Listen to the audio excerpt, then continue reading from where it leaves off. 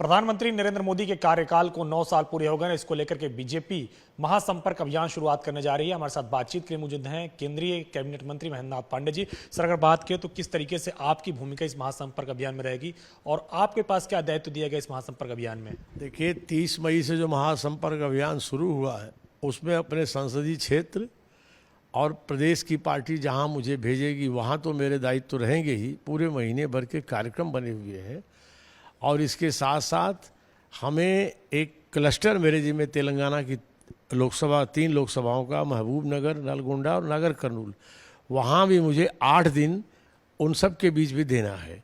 और सबके बीच प्रबुद्धजनों से संपर्क, विशिष्टजनों से संपर्क और लाभार्थियों से संपर्क और हमारे विकास तीर्थ और इस तरह के कार्यक्रम आयोजित, माने जहाँ पर विकास के काम हुए वहाँ जाके देखना और बूथों पर संपर्क, इस पर महाजनसंपर्क अभियान 9 साल में बीजेपी की केंद्र सरकार ने इतने व्यापक पैमाने पर जन कल्याण के काम, विकास के काम किए हैं और भारत के गौरव को बढ़ाया है। ये सब बातें काम सामान्य जन को अपनी 9 साल की सेवाओं की रिपोर्ट देते हुए जनता को बताना है।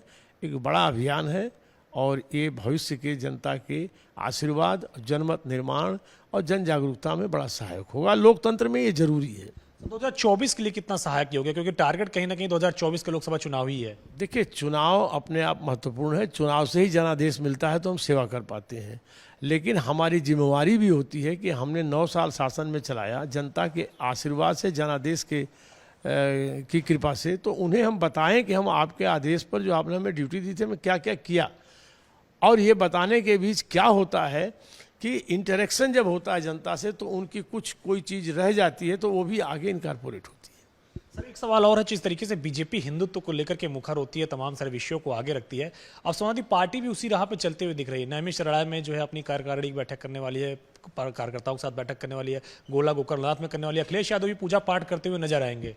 देखिए, ये अच्छी बात है कि आज इस देश के अंदर, मैं दुख के साथ कहना पड़ रहा, बंटवारा उचित नहीं था, लेकिन बंटवारे के बाद स्वाभाविक एक मुख्य बात थी कि हिंदू और मुस्लिम के आधार पर देश का बंटवारा हुआ था। फिर भी भारत एक लोकतांत्रिक देश है, यहाँ दोनों तरफ दोनों वर्गों के लोग रह गए। वहाँ की जो हिंदुओं की दशा रही वो तो सारी दुनिया को जाहिर है, पाकिस्तान अगर अन्य जगहों पर, लेकिन भारत में मुस्लिमों को पूरा समान स्थान दिया गया। लेकिन कहीं न कहीं ये अच्छी बात है कि लोग भारतीय जनता पार्टी के चलते आज देश में यह बदलाव तो आया कि लोग हिंदू मानदंड, भारत के सांस्कृतिक मानदंड, भारत की गौरवपूर्ण परंपराएं एक किनारे थीं और इफ्तार की टोपियां सबसे ज़्यादा उलाची जाती थी। मैं इस पर बहुत टिप्पणी नहीं करना चाहता, लेकिन आज सांस्कृतिक गौरव की तरफ तो इसके प्रमुख किरदार तो हम लोगों ने किए हैं ना। हम प्रामाणिक हैं इसमें, सभी लोग इस दिशा में आ रहे हैं, दर्शन कर रहे हैं, पूजा कर रहे हैं, तीर्थस्थलों पर मीटिंग कर रहे हैं। ये तो ठीक है, हर पॉलिटिकल पार्टी करे, तो हमारी ही राह पर चल रहे हैं, तो ये तो कहीं कोई हम इस पर नाराज़गी या कोई हमें अप्रिय बात नहीं लग रही है। लेकिन थोड़ा सा इन लोगों के दाग इतने गहरे हैं, हमारे राष्ट्रीयता पर चोट के, हमारे धर्म विचार संस्कारों पर चोट के, इतने जल्दी एक दो प्रशिक्षण से धुलने वाले नहीं हैं। सर, एक सवाल और, चूंकि आप सांसद भी हैं चंदौली से, समाजवादी पार्टी अपने जिला अध्यक्ष और महानगर अध्यक्षों को ये पत्र लिखा है कि सांसदों ने क्या क्या काम किया है, किस तरीके से जनता की अपेक्षाओं पे खरा उतरे, सब जनता से पूछ करके फॉर्म भरा जाए। तो आप क्या जवाब देंगे, क्योंकि आप भी लोकसभा सांसद हैं और आपको भी अगला चुनाव लड़ना है? मेरा जवाब तो मेरे सहयोगी देंगे, वहाँ की मीडिया देगी, वहाँ की जनता देगी। पिछले 9 सालों में मैंने अपनी लोकसभा में इतने बड़े पैमाने पर काम किए हैं कि लोग स्वयं अपना आशीर्वाद मुझे देते हैं और उसके लिए वहाँ की अखबार और समाज और सोशल मीडिया की टिप्पणी मेरा उत्साहवर्धन करती हैं। मैंने विविध क्षेत्रों में काम किया है। मैं स्वागत करूँगा ऐसे सवाल जवाब का, लेकिन आत्मनिरीक्षण भी सपा को करना चाहिए। हमसे सवाल जवाब मांगने का जहाँ जनता को हक है, वैसे हर पॉलिटिकल पार्टी को हमारे एमपीओ से मांगने का हक है, बिल्कुल मैं उसका स्वागत करता हूँ, लेकिन आत्मनिरीक्षण करें। मैं दावे के संग कहता हूँ कि जब ये जनता में जाएँ तो ज़रा यह भी बताएँ कि 10 साल 9 साल में तो हम लोगों की सेवाएं जग जाहिर हैं। हमारे गरीब कल्याण, हमारे विकास के कार्य, हमारे देश के गौरव बढ़ाने के कार्य, हमारे आंतरिक सुरक्षा के कार्य, मोदी जी के मोदी जी की पहलों को सारा देश जान रहा है आज और उससे जुड़ रहा है।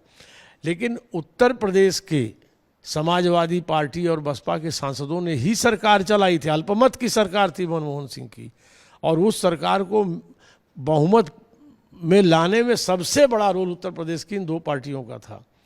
तो उस 10 वर्षों में यह लोग मुझे बताएं, सपा बताए कि उसने अपनी राज्य की किसी कार्यकारिणी या किसी बैठक में, अपनी राष्ट्रीय कार्यकारिणी में कोई प्रस्ताव उत्तर प्रदेश के विकास के लिए कभी दिया, उत्तर प्रदेश की जनता की बेहतरी के लिए मनमोहन सरकार के सामने प्रस्तुत किया, सिवाय निजी स्वार्थों की पूर्ति के।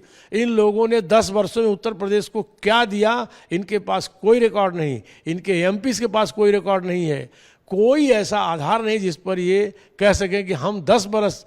वो सरकार केवल कांग्रेस की नहीं थी, Congress, Sapa, Basapa and other party मिली जुली सरकार थी, और हम सरकार में हम आज हैं। तो आज उत्तर प्रदेश को मोदी जी के प्रभाव, मार्गदर्शन, उनके नेतृत्व में, योगी जी की सक्रियता से, मोदी जी के हर तरह उत्तर प्रदेश को प्राथमिकता देने से हम आज विकास के, हम 17वें पायदान पर उत्तर प्रदेश राज्य देश में था।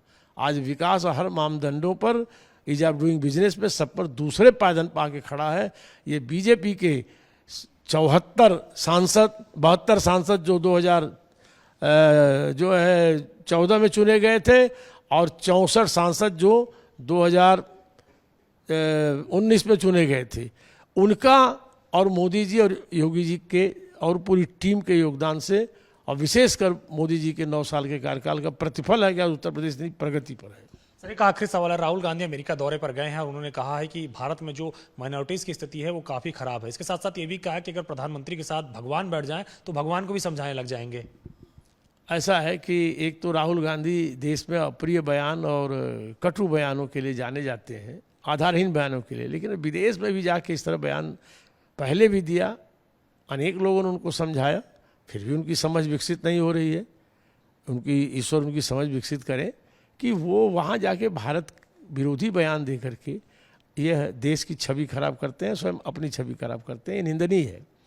जहाँ तक अल्पसंख्यकों को सवाल उन्होंने कहा, तो मैं दावे के संग कह रहा हूँ, राहुल गांधी केवल चिट पर लिखी हुई बातें पढ़ने की बजाय थोड़ा अपनी पार्टी में कोई समझदार आदमी से कुछ आंकड़े लेके अध्ययन कर लें कि 50-60 साल के कांग्रेस के शासन में अल्पसंख्यकों को जो भलाई नहीं हुई है, जो भलाई चाहे गरीब कल्याण का अनाज हो, चाहे आयुष्मान के कार्ड हो, चाहे गैस का चूल्हा हो, चाहे आवास हो, चाहे हर घर नल हो, चाहे हर घर ये सौभाग्य योजना की बिजली हो, यह आंकड़ा बोलते हैं कि अल्पसंख्यक जो जरूरतमंद थे सबसे अधिक इन 9 वर्षों में उनको मिला है कांग्रेस के 50 वर्ष की तुलना में।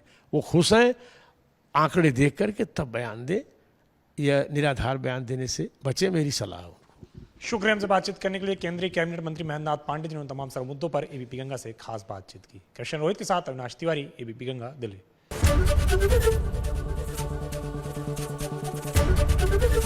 एबीपी गंगा, खबर आपकी, जुबान आपकी।